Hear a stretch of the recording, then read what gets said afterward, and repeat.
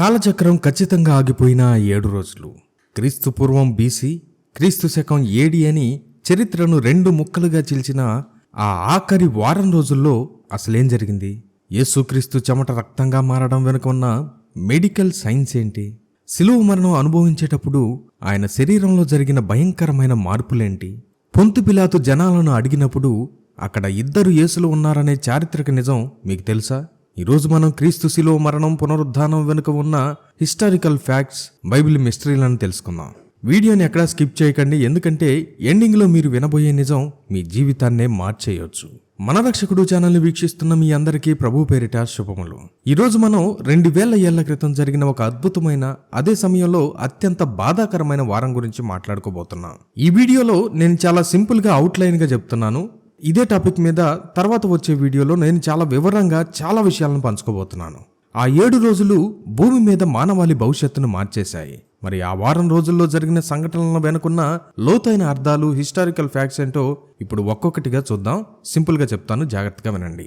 యేసుక్రీస్తు తన 3 ఏళ్ల పరిచర్యలో ఎన్నో అద్భుతాలు చేశారు. కుంటివారిని నడిపించారు, గుడ్డివారికి చూపునిచ్చారు. కానీ మత నాయకులకు ఆయనపై విపరీతమైన కోపం రావడానికి ఒక ప్రధానమైన కారణం ఉంది. ఒకసారి వాళ్లతో వాదన జరుగుతున్నప్పుడు యేసుక్రీస్తు నేరుగా అబ్రహాము పుట్టకముందే నేను ఉన్నవాడను అని చెప్పారు. Before Abraham was I am అని అన్నాడు. ఇక్కడ దాగి ఉన్న అతిపెద్ద బైబిల్ హిస్టారికల్ ఫ్యాక్ట్ ఏంటంటే, ఐ యామ్, నేను ఉన్నవాడును అనేది పాత నిబంధనలో దేవుడు మోషేకు మండుతున్న పొద దగ్గర బయలుపరుచుకున్న దేవుని సొంత పేరు. హీబ్రూలో యాహ్వే. ఒక మామూలు వడ్రంగి కుమారుడు దేవాలయంలో నిలబడి పబ్లిక్గా తనను తాను సాక్షాత్తు ఆ సృష్టికర్త అయిన దేవుణ్ణి నేనే అని ప్రకటించుకోవడం వాళ్ళకు అసలు నచ్చలేదు. అది వాళ్ళ దృష్టిలో అతిపెద్ద దైవదూషణ. అప్పుడే ఆయనను రాళ్లతో కొట్టి చంపాలనుకున్నారు. కానీ ఆయన సమయం ఇంకా రాలేదు. ఇక వాళ్ళ భయం పీక్స్కి వెళ్ళింది ఎప్పుడంటే, చనిపోయిన లాజరును క్రీస్తు బ్రతికించినప్పుడు. ఇక్కడే ఒక మైండ్ బ్లోయింగ్ బైబిల్ మిస్టరీ ఉంది. యేసుక్రీస్తు తన ప్రాణ స్నేహితుడైన లాజరు జబ్బు పడ్డాడని ముందే తెలిసినా కావాలని లేట్ చేసి అతను చనిపోయి సమాధిలో పెట్టి 4 రోజులు అయ్యేదాకా వెయిట్ చేశారు. ఎందుకో తెలుసా? అప్పటి యూదుల నమ్మకం ప్రకారం చనిపోయిన వ్యక్తి ఆత్మ 3 రోజుల పాటు ఆ శరీరం చుట్టే తిరుగుతుంది. బహుశా ఏమైనా అద్భుతం జరిగి బ్రతుకుతాడేమోనని వాళ్ళు నమ్మేవారు. ఈ నమ్మకాన్ని గురించి బైబిల్లో లేదు, కానీ యూదుల పవిత్ర గ్రంథాలైన తాల్ముడ్ మరియు మిద్రాష్లో కనిపిస్తుంది. జెరూసలేం తాల్ముడ్ మోయద్ కథాన్ 3వ అధ్యాయం 5వ వచనంలో ఆత్మ తన శరీరాన్ని విడిచి వెళ్లడానికి ఇష్టపడదని, తిరిగి శరీరంలోకి ప్రవేశించవచ్చనే ఆశతో 3 రోజుల పాటు దాని చుట్టూ తిరుగుతూ ఉంటుందని ఈ గ్రంథం పేర్కొంటుంది. మిద్రాష్ జెనిసిస్ రబ్బా 100వ అధ్యాయం 7వ వచనంలో మనిషి చనిపోయిన తర్వాత 3 రోజుల వరకు ఆత్మ శరీరం పైనే ఉంటుంది. కానీ 3వ రోజు తర్వాత శరీరం రంగు మారి కుళ్ళిపోవటం ప్రారంభమయ్యాక ఇక లాభం లేదని తెలుసుకొని ఆత్మ శాశ్వతంగా వెళ్ళిపోతుందని ఇందులో వివరించబడింది. సాధారణంగా 3 రోజుల తర్వాత శరీరం కుళ్ళిపోవటం స్పష్టంగా కనిపిస్తుంది. అప్పటి వరకు ఆత్మకు శరీరంతో సంబంధం ఉంటుందని వారు భావించేవారు. అలాగే యూదుల సాంప్రదాయంలో షెమిరా అనే ఒక ఆచారం ఉంది. దీని ప్రకారం ఆత్మ ఒంటరిగా భయపడకుండా ఉండడానికి శరీరం చుట్టూ ఎవరో ఒకరు కావలి ఉండి ప్రార్థనలు చేస్తారు. కానీ 4వ రోజుకి శరీరం కుళ్ళిపోవడం మొదలవుతుంది, వాసన వస్తుంది, ఆత్మ పూర్తిగా వెళ్ళిపోతుంది. అంటే ఇక బ్రతకడానికి 0% ఛాన్స్ అన్నమాట. ఇవన్నీ యూదుల సాంస్కృతిక నమ్మకాలు మాత్రమే. బైబిల్ లేఖనాలు మాత్రం ఆత్మ వెంటనే దేవుని దగ్గరకు వెళ్తుందని బోధిస్తుంది. కరెక్ట్గా ఆ 4వ రోజు యేసుక్రీస్తు వెళ్లి లాజరును బ్రతికించాడు. అంటే ఆయన కేవలం రోగాలను స్వస్థపరిచేవాడు మాత్రమే కాదు, మరణం మీద 100% కంట్రోల్ ఉన్న దేవుడు అని పబ్లిక్గా ప్రూవ్ చేశాడు. ఇది చూసి ఆ ప్రాంతం మొత్తం షేక్ అయిపోయింది. జనం మొత్తం ఆయన వెంట పడుతుంటే మత నాయకులకు వణుకు మొదలైంది. ఎక్కడ జనం ఈయన్ని తమ రారాజుగా ప్రకటిస్తారో ఆ సాకుతో రోమన్ సామ్రాజ్యం సైన్యం వచ్చి తమ పదవులను, పవర్ని పీకేసి ఆలయాన్ని నాశనం చేస్తారోనని భయపడ్డారు. దేశం మీద ప్రేమతో కాదు, తమ పదవుల మీద ప్రేమతో. మన పవర్ పోయే బదులు ఇతడొక్కడు చావడం మేలు అని యేసుక్రీస్తును చంపడానికి పక్కాగా స్కెచ్ చేశారు. యేసుక్రీస్తును పట్టుకోవడానికి ముందు ఆ రాత్రి అసలు ఏం జరిగిందో తెలుసా? ఆయన తన శిష్యులతో కలిసి గెత్సేమనే అనే తోటలోకి వెళ్లారు. అక్కడ ఆయన ప్రార్థన చేస్తున్నప్పుడు ఆయన చెమట రక్త బిందువులు లాగా మారి నేల మీద పడిందని బైబిల్ చెబుతోంది. ఇది చదివినప్పుడు చాలామంది ఇదొక కవిత్వమో లేక ఎమోషన్ని పెంచడానికి రాసిన మాట అనుకుంటారు. కానీ ఇదొక పక్కా మెడికల్ ఫ్యాక్ట్. దీనిని వైద్య పరిభాషలో హెమాటిడ్రోసిస్ అంటారు. ఇదొక అత్యంత అరుదైన మెడికల్ కండిషన్. ఒక మనిషి ప్రాణం పోయేంత భయంకరమైన మానసిక ఒత్తిడికి గురైనప్పుడు మన చర్మం కింద ఉండే చిన్న చిన్న రక్తనాళాలు ఆ ప్రెషర్కి చిట్లిపోతాయి. అప్పుడు ఆ రక్తనాళాల నుండి వచ్చే రక్తం చెమట గ్రంథుల ద్వారా చెమటతో కలిసి బయటకు వస్తుంది. ఆయనకెందుకు అంత ఒత్తిడి వచ్చింది? రోమన్లు పెట్టే భయంకరమైన హింస గురించి ఆయనకు ముందే తెలుసు. కానీ అంతకంటే మించి ప్రపంచ చరిత్రలో ఇప్పటి వరకు పుట్టబోయే కోట్లాను కోట్ల మనుషుల పాపమంతా ఆయన ఒక్కడిపైనే మోపబడింది. దేవుని ఉగ్రత అనే పాత్రను ఆయన తాగబోతున్నాడు. ఆ ఆత్మావేదన భరించలేకే ఆయన దేహంలో ఈ మార్పు జరిగింది. అంతటి వేదనలో కూడా ఆయన నా చిత్తం కాదు తండ్రి, నీ చిత్తమే నెరవేరునుగాక అని తనను తాను పూర్తిగా అప్పగించుకున్నాడు. ఇక్కడ మీకు 2 మైండ్ బ్లోయింగ్ క్యూరియస్ ఫ్యాక్ట్స్ చెప్తాను. ఒకటి, గెత్సేమనే అంటే హీబ్రూ భాషలో ఆలివ్ ప్రెస్, ఆలివ్ గానుగా అని అర్థం. ఆలివ్ కాయలను వేసి నలిపేసి నూనె తీసే స్థలం అన్నమాట. ఇదంతా అద్భుతమైన బైబిల్ మిస్టరీ అంటే ఆలివ్ కాయలను నలిపినట్టే సరిగ్గా అదే తోటలో మన పాపాల భారం కింద యేసుక్రీస్తు కూడా అలా నలపబడ్డాడు. ఇంకో హిస్టారికల్ ఫ్యాక్ట్ ఏంటంటే ఆ గెత్సేమనే తోటలోని ఆలివ్ చెట్లు జెరూసలేంలో ఇప్పటికీ బ్రతికే ఉన్నాయి. సైంటిస్టులు వాటికి కార్బన్ డేటింగ్ చేసి చూస్తే వాటి వయస్సు 2000 ఏళ్లకు పైనే అని తేలింది. అంటే యేసుక్రీస్తు ఆ రాత్రి పడిన ఆ వేదనను, నేలపై పడిన ఆ రక్తపు చెమటను ఆ చెట్లు కల్లారా చూశాయన్నమాట. యేసుక్రీస్తును పట్టుకున్న ఆ రాత్రి మతనాయకులు ఆయన మీద ఉన్న కసితో ఏకంగా తమ సొంత చట్టాలనే తుంగలో తొక్కారు. యూదుల చట్ట ప్రకారం రాత్రిపూట ఎవరిని విచారించకూడదు. పస్కా లాంటి పండుగ రోజుల్లో కోర్టు అసలే తెరవకూడదు. ఒకవేళ ఎవరికైనా మరణశిక్ష వేయాలన్నా తీర్పు చెప్పాక ఒక రోజైనా గ్యాప్ ఇవ్వాలి. ఎందుకంటే ఆ లోపు ఎవరైనా సాక్షులు వస్తారేమో అని. కానీ క్రీస్తు విషయంలో ఇవన్నీ బ్రేక్ చేశారు. వాళ్ళకి తెలుసు పగలు విచారిస్తే జనం తిరగబడతారని. అందుకే దొంగచాటుగా అత్యంత వేగంగా అర్ధరాత్రి పూట ఆయనకు మరణశిక్ష ఖరారు చేశారు.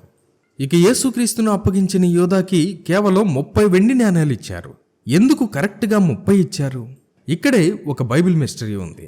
పాత నిబంధన నిర్గమాకాండము 21:32 వచనం ప్రకారం అప్పట్లో ఒక బానిస చనిపోతే వాడి యజమానికి ఇచ్చే నష్టపరిహారం కరెక్ట్గా 30 వెండి నాణేలు.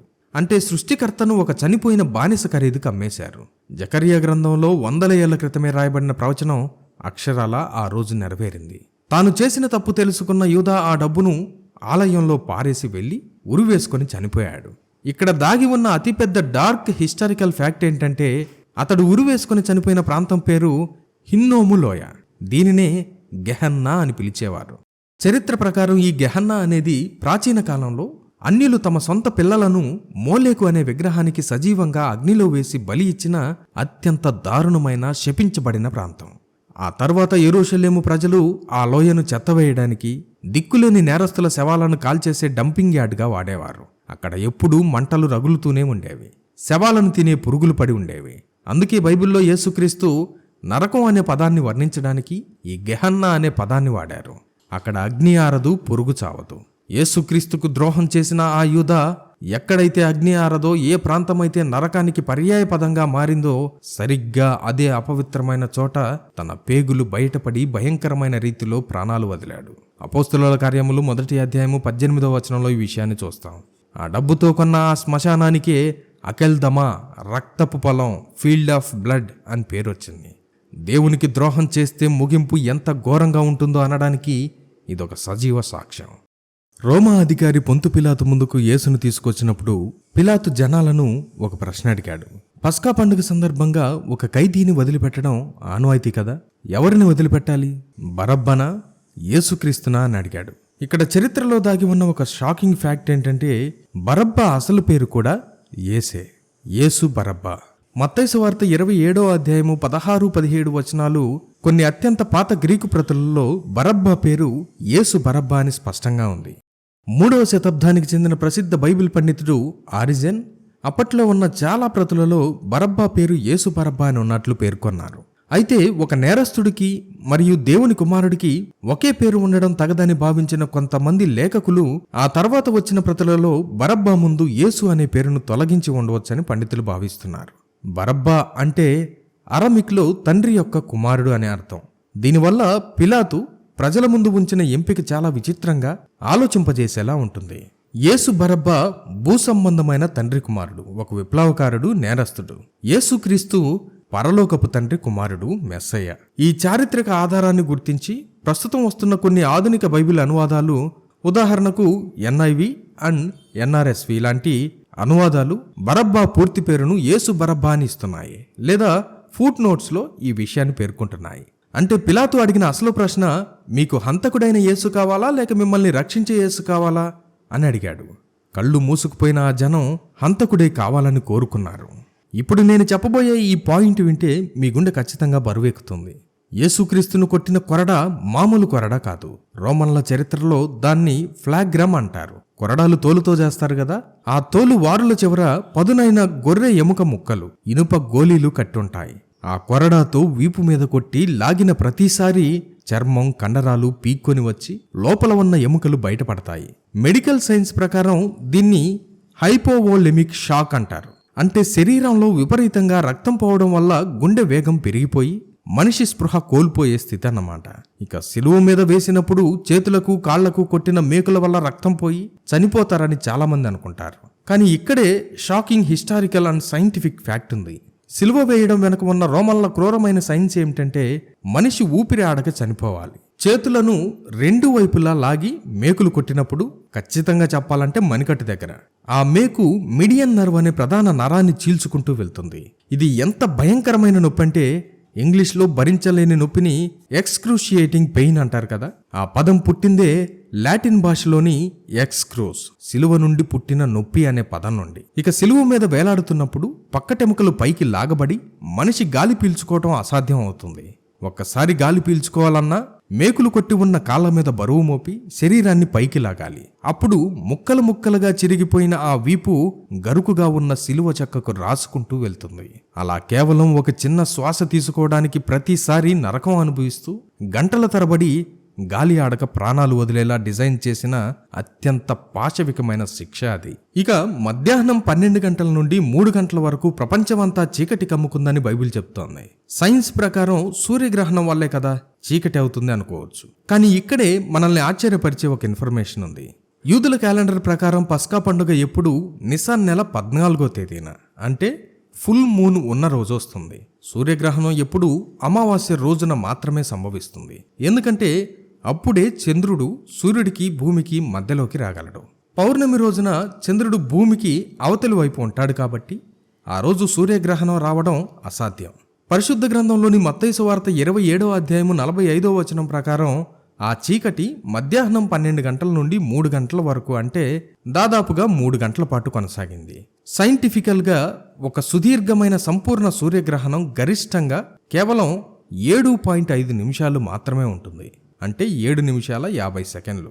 3 గంటల పాటు సూర్యుడు కనిపించకుండా పోవడం అనేది ఏ ఖగోళ శాస్త్ర నియమాలకు అందదు. ఈ వింతను కేవలం బైబిల్ మాత్రమే కాకుండా నాన్ క్రిస్టియన్ చరిత్రకారులు కూడా నమోదు చేశారు. క్రీస్తు మరణం తర్వాత కొద్ది కాలానికే జీవించిన థాలస్ అనే చరిత్రకారుడు ఆ సమయంలో ప్రపంచవ్యాప్తంగా వచ్చిన వింత చీకటిని పేర్కొన్నాడు. అయితే దానిని సూర్యగ్రహణం అని వివరించడానికి ప్రయత్నించాడు. కానీ అప్పట్లో ఉన్న పండితులు పౌర్ణమి రోజున అది సాధ్యం కాదని అతని వాదనను తోసిపుచ్చారు. ఫ్లెగాన్ అనే చరిత్రకారుడు క్రీస్తు శకం 33లో మధ్యాహ్నం సమయంలో సూర్యుడు పూర్తిగా మరుగయ్యాడని, ఆకాశంలో నక్షత్రాలు కూడా కనిపించాయని ఈ గ్రీకు చరిత్రకారుడు రాశాడు. అయితే నాసా ఏం చెప్తుందో చూద్దాం. ఆధునిక ఆస్ట్రోనామికల్ మోడల్స్ను ఉపయోగించి శాస్త్రవేత్తలు పరిశోధించగా క్రీస్తు శకం 33 ఏప్రిల్ 3వ తేదీన చాలా మంది క్రీస్తు మరణించిన తేదీగా భావించే రోజు ఇది.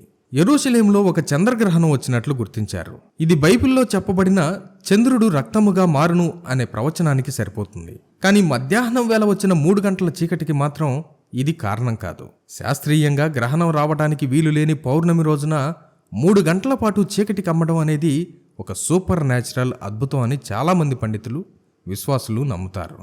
సింపుల్గా చెప్పాలంటే పస్కా పండుగ ఎప్పుడు పౌర్ణమి రోజే వస్తుంది. పౌర్ణమి రోజున సూర్యగ్రహణం రావడం సైంటిఫిక్గా ఇంపాసిబుల్. ఒకవేళ వచ్చినా అది కొన్ని నిమిషాలు మాత్రమే ఉంటుంది. కానీ ఏకంగా 3 గంటలు ఉండదు. అంటే సృష్టికర్త ప్రాణం పెడుతుంటే సూర్యుడు తన కాంతిని ఇవ్వలేక ఆగిపోయిన సూపర్ న్యాచురల్ చీకటే అది. సరిగ్గా ఆయన ప్రాణం వదిలిన క్షణంలో ఇంకో అద్భుతం జరిగింది. దేవుని ఆలయంలో అడ్డుతెర పైనుండి కిందకు 2గా చినిగిపోయింది. చరిత్ర ప్రకారం ఆ తెర దాదాపు 60 అడుగుల ఎత్తు, 4 అంగళాల మందం ఉంటుంది. 2 గుర్రాలు చెరోవైపు లాగినా అది చెరగదు.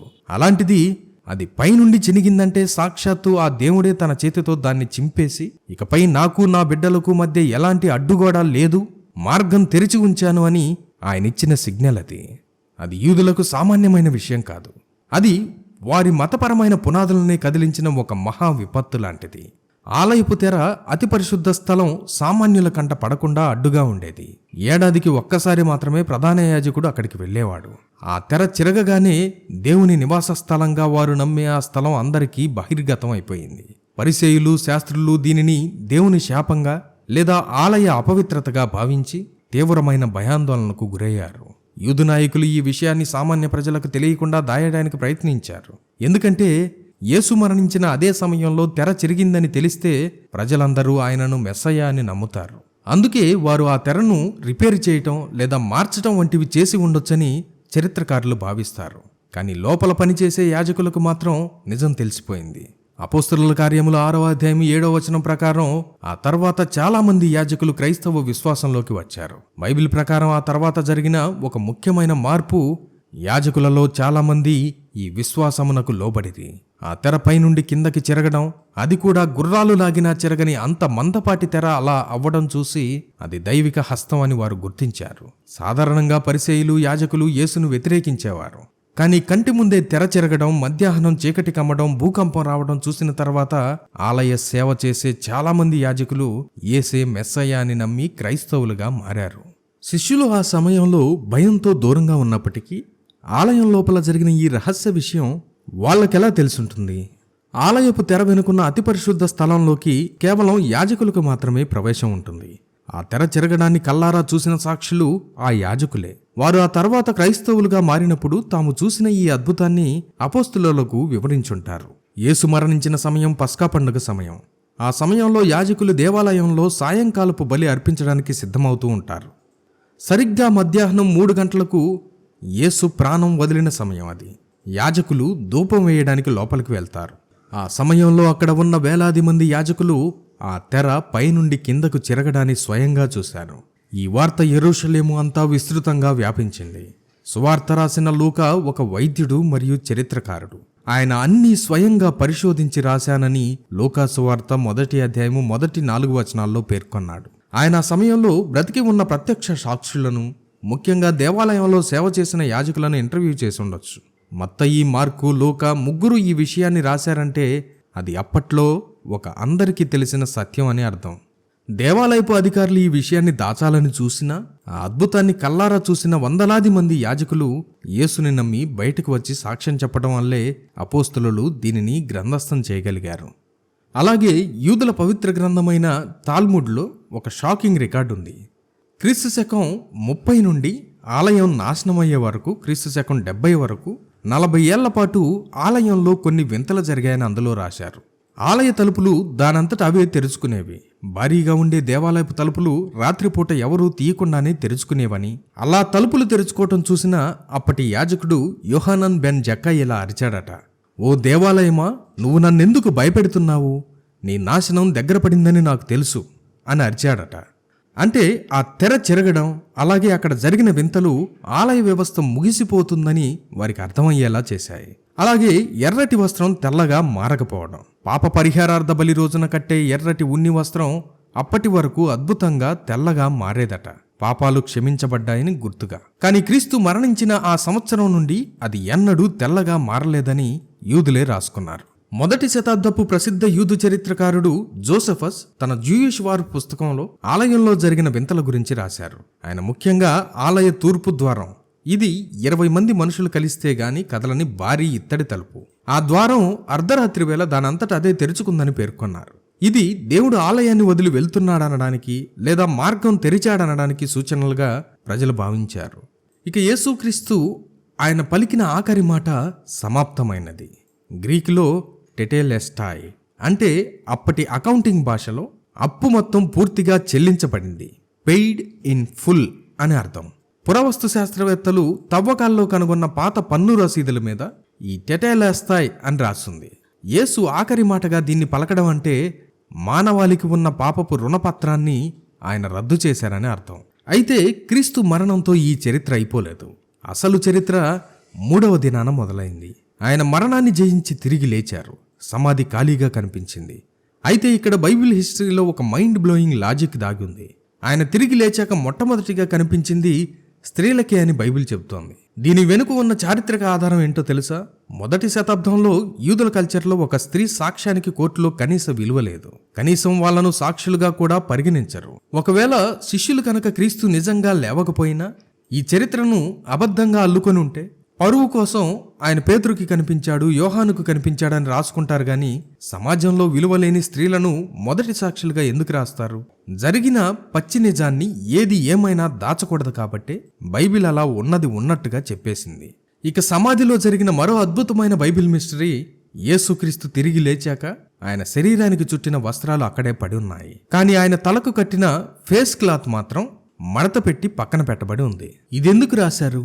అప్పటి యూదుల కల్చర్లో యజమాని భోజనం చేస్తున్నప్పుడు సేవకుడు పక్కనే నిలబడి ఉంటాడు. యజమాని భోజనం పూర్తయ్యాక ఆ నాప్కిన్ని ముద్దగా నలిపేసి టేబుల్ మీద పడేస్తే నా భోజనం పూర్తయింది, టేబుల్ క్లీన్ చెయ్యి అని అర్థం. కానీ అదే నాప్కిన్ని అందంగా మడతపెట్టి టేబుల్ మీద పెడితే నేనింకా పూర్తి చెయ్యలేదు, కాసేపట్లో మళ్ళీ తిరిగి వస్తాను అని అర్థం. ఆ మడత పెట్టిన వస్త్రం ద్వారా క్రీస్తు ప్రపంచానికి ఇచ్చిన మెసేజ్ ఏంటంటే, నా పని ఇంకా అవ్వలేదు, నేను మళ్ళీ వస్తాను అని రెండవ రాకడకు గుర్తు. ఆయన తిరిగి లేచిన తర్వాత గలిలయ సముద్రం దగ్గర ఏకంగా 500 మందికి పైగా ఒకేసారి కనిపించారు. ఎవరికో ఒకరికి ఇద్దరికి కనిపిస్తే భ్రమ అనుకోవచ్చు, కానీ 500 మందికి ఒకేసారి భ్రమ కలగడం సైంటిఫిక్గా అసాధ్యం. క్రీస్తు పునరుద్ధానానికి వీళ్ళంతా ప్రత్యక్ష సాక్షులు. అందుకే భయపడి పారిపోయిన శిష్యులు ఆ తర్వాత మా దేవుడు బ్రతికే ఉన్నాడు అని ధైర్యంగా చెప్పి కత్తిపోట్లకు, శిలువ మరణాలకు, ప్రాణత్యాగాలకు తెగించి మరీ క్రీస్తు సువార్తను ప్రపంచ నలుమూలలా వ్యాప్తి చేశారు. ఇంకో ఫ్యాక్ట్ ఏంటంటే, శిలువ మీద యేసుక్రీస్తు పక్కటెముకల్లో బల్లెంతో పొడిచిన రోమా సైనికుడు లాంగినస్ కూడా ఆయనలో నుండి రక్తం, నీరు రావటం ఆ భూకంపాన్ని, ఆ చీకటిని చూసి వణికిపోయి ఈయన నిజంగా దేవుని కుమారుడే అని నమ్ముకొని మొట్టమొదటి అన్యజాతి క్రైస్తవుడిగా మారిపోయాడు. 2000 ఏళ్ల క్రితం నేను మళ్ళీ వస్తాను అని మడతపెట్టిన వస్త్రం ద్వారా సైగ చేసి వెళ్లిన దేవుడు తిరిగి వచ్చే సమయం ఆసన్నమైందా? ప్రస్తుతం ప్రపంచ పరిస్థితులు చూస్తే ఖచ్చితంగా అవును అనే అనిపిస్తుంది. ఒక్కసారి కళ్ళు తెరిచి న్యూస్ చూడండి. మిడిల్ ఈస్ట్ అగ్నిగుండంగా మారిపోయింది. ఇరాన్, ఇజ్రాయెల్, అమెరికా మధ్య ఒక మల్టీ ఫ్రంట్ మహా సంగ్రామం జరుగుతోంది. ఇరాన్లోని ఇస్ఫహాన్, బాదర్ ఎయిర్ బేస్లపై దాడులు, క్షిపణి కేంద్రాల ధ్వంసం. దానికి రివెంజ్గా ఇజ్రాయెల్పై ఇరాన్ క్షిపణుల వర్షం కురిపిస్తోంది. అమెరికా ప్రెసిడెంట్ ట్రంప్ అయితే ఇరాన్ ఎనర్జీ గ్రిడ్ మొత్తం నాశనం చేస్తాం, కార్గ్ ఐలాండ్ని ఆక్రమిస్తామని వార్నింగ్ ఇచ్చారు. సముద్రంలో ఆయిల్ ట్యాంకర్లు తగలబడుతున్నాయి. ఇంకోవైపు ఇజ్రాయెల్ ఆపరేషన్ రోరింగ్ లైన్ పేరుతో దక్షిణ లెబనాన్లోనికి చొచ్చుకు వెళ్లి హిజ్బుల్లాను ఊడ్చేస్తోంది. అందరి దృష్టి మిడిల్ ఈస్ట్ వైపు ఉంటే పుతిన్ ఉక్రెయిన్పై ఏకంగా 3000 డ్రోన్లు, వేలాది బాంబులు వేసి ఊపిరి ఆడనివ్వడం లేదు.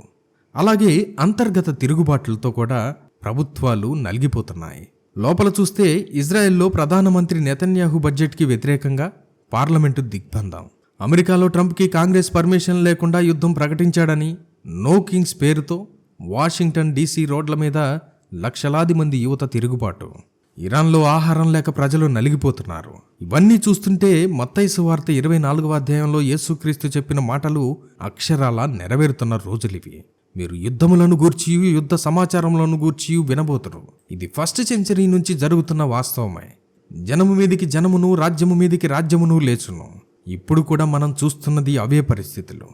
ఇవన్నీ మనం చూసి భయపడటానికి కాదు, అప్రమత్తంగా మెలకువగా ఉండడానికి, దేవుని రాకడ కోసం మనం సిద్ధపడడానికి, మన ఆత్మీయులను, మన కుటుంబాలను, మన స్నేహితులను, మన బంధుమిత్రులను సిద్ధం చేయడానికి.